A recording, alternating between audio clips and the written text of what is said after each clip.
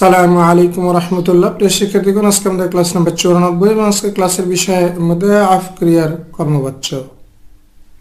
বন্ধুরা, প্রথমে আমরা মুদাআফ ক্রিয়ার অতীতকালের কর্মবাচ্যের রূপগুলো দেখি। যেমন উদাহরণস্বরূপ আমরা দেখি যে দল্লা, বন্ধুরা এটা ছিল মূলত দালালা এবং এর কর্মবাচ্যের রূপ হবে দুল্লা, যেটা মূলত হওয়ার কথা ছিল বন্ধুরা দুলিলা। যেহেতু এটা ছিল দলালা, আমরা জানি যে কর্মবাচ্যের ক্রিয়ার অতীতকালের রূপে শেষে ইলা হয় এবং তার পূর্বে মুতাহারিক বর্ণে পেশ হয়। কিন্তু এখানে আমরা দুলিলা না বলে এটাকে বলবো দুল্লা। এর কারণ হচ্ছে বন্ধুরা, একই হরফ যদি দুটি মুতাহারিক হয় পাশাপাশি এবং তার পূর্বের বর্ণ যদি মুতাহারিক হয়, তাহলে প্রথম বর্ণে সাকিন আসে এবং পরে ইদগাম হয়। যেমন এখানে আমরা দেখছি বন্ধুরা যে লাম দুটি একই বর্ণ মুতাহারিক পাশাপাশি রয়েছে এবং তার পূর্বে বর্ণ তদ এখানে মুতাহারিক তারপর পেশ রয়েছে। সেক্ষেত্রে নিয়ম হলো প্রথম বর্ণে সাকিন হবে এবং পরে স্বভাবত এটা ইদগাম হবে। সেক্ষেত্রে এটা পরিণত হবে দোল্লা। পরবর্তী উদাহরণটি আমরা দেখি যে হাব্বাবা, বন্ধুরা এটা হবে হব্বিবা।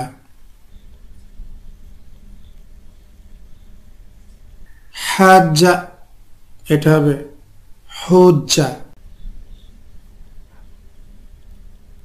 এবং বন্ধুরা আমরা ইতিমধ্যে দেখেছি যে ক্রিয়াপদের অভ্যন্তরীণ আলিফ তার পূর্বে যেহেতু এখানে পেশ রয়েছে, সেক্ষেত্রে এটা ওয়াওতে পরিণত হবে। আমরা জানি যে আলিফ, ইয়া এবং ওয়াও তার পূর্বের হরকত অনুযায়ী পরিবর্তন হয়। ইতিমধ্যে আমরা অনেকবার এই বিষয়টি আলোচনা করেছি। আদাল্লাহ, এটা হবে উদিল্লা।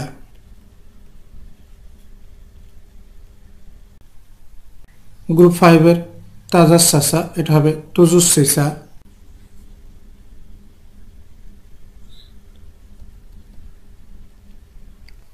ইরতাদ্দা, এটা হবে উরতিদ্দা।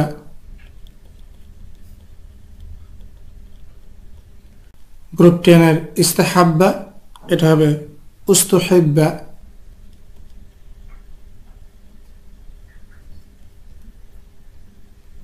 এই হলো মোটামুটি মুদাআফ ক্রিয়ার অতীতকালের কর্মবাচ্যের রূপ। বন্ধুরা, এখানে নতুন কিছু নেই, আগের মতোই শেষে ইলা হবে এবং তার পূর্বে মুতাহারিক বর্ণগুলোতে পেশ হবে। বন্ধুরা, এবার আমরা মুদাআফ ক্রিয়ার মুদারির কর্মবাচ্যের রূপগুলো দেখব। যেমন আমরা উদাহরণস্বরূপ দেখি ইয়াদিল্লু, এটা হবে ইউদল্লু। বন্ধুরা, আমাদের নিশ্চয়ই মনে আছে যে ফেল মাজহুলের মুদারি বর্তমানকাল বা ভবিষ্যৎকালের ক্ষেত্রে আমরা শেষে আলু নিয়ে আসবো এবং তার পূর্বের মুতাহারিক বর্ণগুলোতে জবর হবে, কিন্তু মুদারির আলামতে পেশ হবে। যেমন ইউ হাব্বিবু, এটা হবে ইউ হাব্বাবু।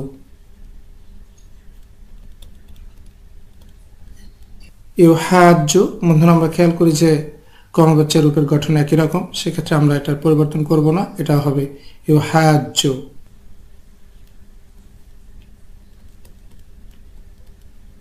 ইউদিল্লু, বন্ধুরা এটা হবে ইউদল্লু।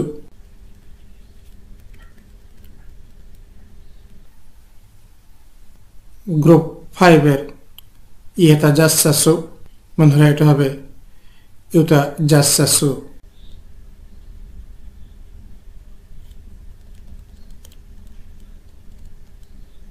ইয়ারতাদ্দু, এটা হবে ইউরতাদ্দু।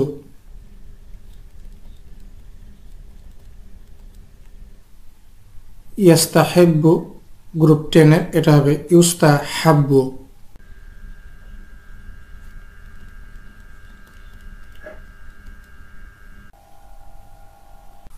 বন্ধুরা, এই হলো মুদাআফ ক্রিয়ার বর্তমানকালে কর্মবাচ্যের রূপের মোটামুটি গঠন।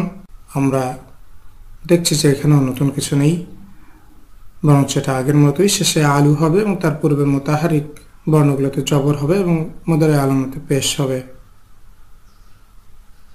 এবং বন্ধুরা, আমরা মনে রাখবো যে মুদাআফ ক্রিয়ার অতীতকালের ক্রিয়া মাবনি, যেমনটা আমরা দেখেছি যে আল ফাইলুল মারুফ বা মালুম এর অতীতকালের ক্রিয়া ফেল মাদি ছিল মাবনি, কিন্তু বন্ধুরা কর্মবাচ্য ক্রিয়ার বর্তমানকাল রূপ কিন্তু মুআরাব। যেমনি আমরা দেখেছি যে এর আগে আল ফাইলুল মারুফ বা কর্তৃবাচ্য ক্রিয়ার বর্তমানকালে ক্রিয়া ছিল মুআরাব, অর্থাৎ সেটা মারফু, মানসুব এবং মাজজুম অবস্থায় অবস্থান করে। তাহলে আসুন বন্ধুরা আমরা মুদাআফ ক্রিয়ার কর্মবাচ্যের কিছু কোরআনী উদাহরণ দেখি। যেমন প্রথম উদাহরণটি আমরা দেখছি, ইযা রুজ্জাতিল আরদু রজ্জা, যখন পৃথিবী প্রবলভাবে প্রকম্পিত হবে। বন্ধুরা এখানে আমরা দেখছি যে রজ্জাত, যেটা রজ্জা থেকে এসছে অর্থাৎ প্রকম্পিত হওয়া, তার ফেল মাজহুল রুজ্জা ব্যবহৃত হয়েছে। যেহেতু বন্ধুরা এখানে আলাত স্ত্রীবাচক, সেক্ষেত্রে রুজ্জাত হয়েছে এবং তারপরে ইলতিকায়ে সাকিনাইন অর্থাৎ দুই সুকুনের মিলনের ফলে এটা প্রথমটাতে জের চলে এসছে। দ্বিতীয় উদাহরণটি আমরা দেখি, অবুসাতিল জিবালু বাসসা, এবং পাহাড় সমূহকে ভেঙে চুরমার করা হবে। বন্ধুরা এখানে আমরা দেখি যে বাসসা অর্থাৎ ভেঙে ফেলা, চুরমার করে ফেলা, তার ফেল মাজহুল বুসসা ব্যবহৃত হয়েছে এবং যেহেতু আল জিবালু এটা গয়রে আকল এর প্লুরাল, সেক্ষেত্রে কুল্লু জামি মুয়ান্নাস অনুযায়ী এটা এক বচন স্ত্রীবাচক হয়েছে অর্থাৎ বুসসাত। সেখান থেকে ইলতিকায়ে সাকিনাইনের জন্য প্রথম সাকিনটা জের হয়েছে। তৃতীয় উদাহরণটি আমরা দেখি, ফাল্লাযীনা কাফারু কুত্তিয়াত লাহুম সিয়াবুম মিন নার, অতঃপর যারা কুফরি করেছে তাদের জন্য তৈরি করা হয়েছে জাহান্নামের পোশাক। ইউসাব্বু মিন ফাওকি রুউসিহিমুল হামিম, ঢালা হবে তাদের মাথার উপর থেকে অতি উত্তপ্ত পানি। বন্ধুরা এখানে আমরা দেখি যে কুত্তিয়াত কত্তা থেকে এসছে, যেটা একটি সালিম ক্রিয়ার কর্মবাচ্য, এবং আমরা দেখছি যে সাব্বা এর ফেল মাজহুল ইউসাব্বু এখানে ব্যবহার করা হয়েছে। তাহলে বন্ধুরা আজকে এই পর্যন্তই, পরবর্তী ক্লাসের আমন্ত্রণ শেষ করছি। আসসালামু আলাইকুম ওয়া রাহমাতুল্লাহি ওয়া বারাকাতুহু।